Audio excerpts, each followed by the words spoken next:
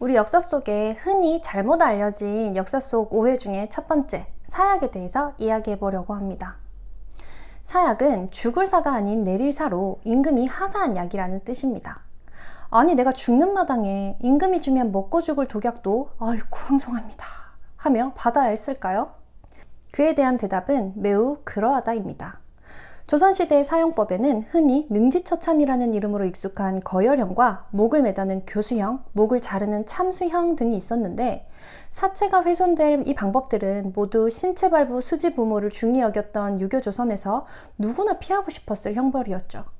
그 중에서도 특히나 지체 높으신 분들의 경우에는 더욱 그러했을 텐데, 그래서 그런 경우에는 사형을 당하는 죄인이지만 예우를 갖추어 가장 품위 있는 죽음일 수 있도록 조용한 곳에서 독극물로 인해 신체의 훼손 없이 비교적 고상하게 가실 수 있도록 배려해 주었으니 임금이 특별히 하사하셨다라고 볼 수 있겠죠.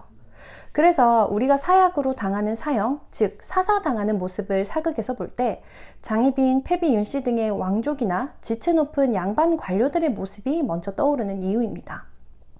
그래서 이 사약을 받게 되면 마시기 전엔 임금이 계신 방향으로 죽여주셔서 감사합니다 라는 마음으로 4번 절을 해야 했다고 합니다. 그렇다면 이 사약은 과연 무엇으로 만들었을까요? 그것은 밝혀지지 않았다고 합니다. 사약 제조법에 대한 기록이 전혀 남아있지 않다고 하는데요. 아마 기밀로 붙여 사약을 제조하는 곳이었던 내의원에서 그때그때 남는 잉여 약재를 이용하여 입에서 입으로 전해 내려왔던 것으로 추측됩니다. 하지만 사약을 마시고 나타나는 증상들을 살펴보면 대강 아마 이런 재료를 쓰지 않았을까 추측은 가능한데, 우선 이 사약으로 죽게 되는 원리를 제대로 알 필요가 있겠죠. 사극에서는 사약을 마시면 곧 입가에 한 줄기 피가 주르르 흐르며 유언을 남기며 원통하다는 듯 서서히 몸에 힘이 빠져 죽어가는 것으로 나오는데, 이것은 사실과 아주 다릅니다. 사약을 마신 뒤에는 방 안에 가두어 계속 아궁이에 불을 떼어 약효가 잘 돌 수 있게 하여 다음날 즈음 그 방의 문을 열어보면 대부분 사망이 있다고 합니다. 이게 따지고 보면 사약의 약효가 독해서라기보다는 쪄 죽는 게 맞지 않나? 라는 이야기가 나올 수밖에 없었겠죠. 한 잔 원샷하고 피를 흘리며 그 자리에서 풀썩 가시는 건 아니었던 거죠. 왜냐하면 만약 복어 독 같은 독을 쓰기에는 대부분의 죄인들은 멀리는 제주도까지도 유배를 가 있는 상황에 그 조선시대 때 그 독을 상하지 않게 잘 보관하며 오랜 기간 운반할 수 있었던 기술은 없었겠죠. 사약은 앞서 말했듯 내의원, 의원들에 의해 제조되었는데, 애초에 이 내의원이라는 곳이 사람을 살리는 공부를 한 사람들이 모인 곳이지 죽이는 법을 배운 사람들이 모인 곳이 아니죠.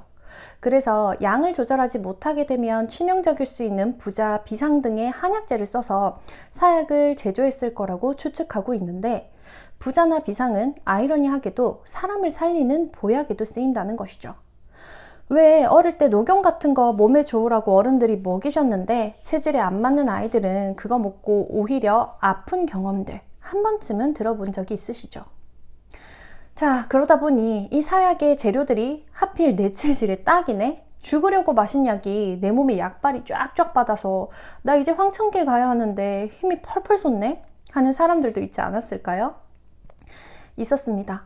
바로 조선 후기에 중종의 사랑을 듬뿍 받았던 조광조는 그 중종에 의해 사약을 받았지만 사약을 원샷하고도 죽지 않아 준비해간 단지 안의 사약을 모두 마시고서야 죽었다고 합니다. 그때의 사약의 주재료는 새끼쥐, 부자로 추측된다고 합니다. 특히 부자는 독성이 강한 재료입니다. 부자는 그 독성으로 인해 독의 꽃, 악마의 뿌리, 살인자 등의 무시무시한 명칭으로 불리기도 하는데, 서양에서는 그리스의 아코네라는 마을의 이름을 따서 아코니틴이라고 불린답니다. 아리스토텔레스도 아코니틴에 의해서 사망했으며, 영웅 테세우스를 독살하기 위해 메디아가 사용한 약물도 이 부자라고 합니다. 문제는 이 독성이 강한 부자가 진통제의 성분으로도 쓰였다는 데 있습니다. 조광조가 살아생전 치통으로 시달리다 부자를 처방받은 적이 있었다고 하는데요. 이로 미루어 보아 아마 조광조는 이미 몸속에 부자에 대한 면역이 있었기에 이런 일이 가능하지 않았나 추측할 수 있습니다. 평소에도 유달리 대범하고 유쾌했다고 전해지는 조선의 선비 임형수는 자신에게 사약을 전하러 온 금부도사에게 그대도 한잔하지 않겠냐? 희대의 드립을 시전하기도 했다고 실록에 전해집니다. 그 이명수는 무려 18그릇을 원샷합니다. 이러한 경우에는 어쩔 수 없이 형을 집행하기 위해 교수형으로 대체되어야 했다고 합니다. 하지만 앞서 이야기했듯 당시 유교 조선에서는 양반들에겐 교수형을 함부로 내리지 않았는데요. 고민 끝에 양반의 체면을 위해 방 안에 이명수가 홀로 있고 문에 구멍을 뚫은 뒤 올가미를 넣고 그 올가미 끝을 방 밖에서 잡아당겨 사망하는 모습을 보이지 않고 형벌을 받는 것으로 궁여지책을 짜내게 됩니다. 하지만 이명수는 마지막까지 대범합니다. 포졸들이 열심히 줄을 잡아당긴 후 그의 시신을 수습하기 위해 방문을 열자 고인이 되었을 거라는 예상과는 달리 배를 잡고 웃고 있는 이명수와 마주하게 됩니다. 줄을 제대로 잘 잡아당기는지 확인하기 위해 목침에 줄을 연결하고 지켜보았다는 것입니다. 자신이 죽는 마당에 정말 호탕한 사람이죠. 아니면 어차피 죽을 마당이니 이럴 수 있었을 것 같기도 하네요.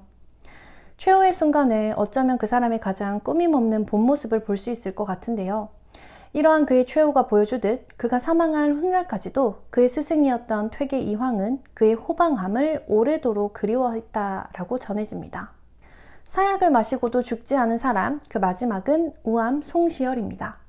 노론의 송시열은 요로법이라는 오줌을 마셔서 건강을 관리하였다고 하는데 그 방법이 부작용을 일으키게 되고 힘겨워하던 중 갖은 처방을 하여도 병이 낫질 않자 결국 정치적인 정적이지만 뛰어난 처방법을 가지고 있었다고 알려진 남인의 허묵에게까지 도움을 청하게 되고 허묵이 당시 독약으로 알려진 비상이나 한 숟갈 먹으라지?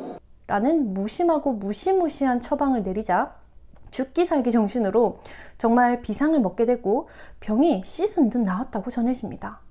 이 일화로 비상에 대한 저항력을 가지게 되었는지 사약을 2사발을 마시고도 죽지 않고 말똥말똥하게 됩니다. 이에 결국은 교수형을 명령하게 되는데 송시열이 누굽니까? 당대 최고의 정치 중심에 있던 인물이지 않습니까? 송시열 목 매기만 매봐라. 금부도산 이몽은 댕강난다. 주변의 문인들이 난리가 난 것이었죠.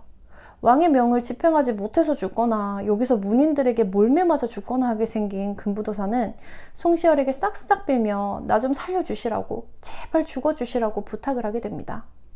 결국 송시열은 칼로 입안에 상처를 내고 사약을 3사발 더 들이킨 뒤에야 명을 달리하게 됩니다.